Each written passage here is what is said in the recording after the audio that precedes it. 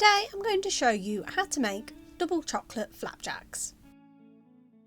You will need 300 grams of porridge oats, 150 grams of butter, 150 grams of brown sugar, 3 tablespoons of golden syrup, 100 grams of chocolate chips and 100 grams of milk chocolate.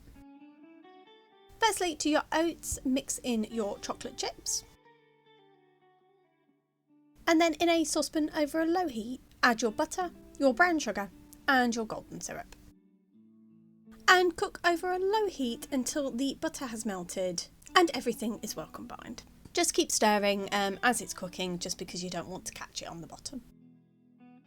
And then you want to add your wet ingredients into your dry ingredients. So I added mine while they were still quite warm, so it melted the chocolate into the oats. If you would rather have like a chocolate chip effect, allow your wet mixture to cool down a little bit before you add it in, so then it doesn't melt your chocolate chips. Then you want to pop your mixture in a pre-lined tin. Mine was 18 centimetres by 18 centimetres, and I just greased the sides with butter and lined with some baking paper.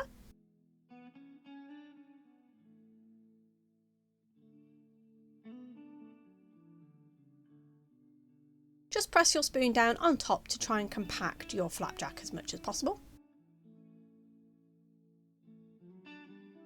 Then bake in a preheated oven at gas mark 5, 190 degrees centigrade or 170 fan assisted for 30 to 35 minutes. Then take out the oven and allow it to cool. And then once your flapjack is cooled, you then want to melt the remaining chocolate. So I just chopped it up, popped it in a microwavable bowl and microwaved it for 20 seconds at a time, stirring in between until it was fully melted. You can melt the chocolate using the bain-marie method with a bowl over some boiling water on the stove, but whichever way you find easiest to melt your chocolate, go for. And then just simply spread this on top of your flapjack, trying to make it as even as possible.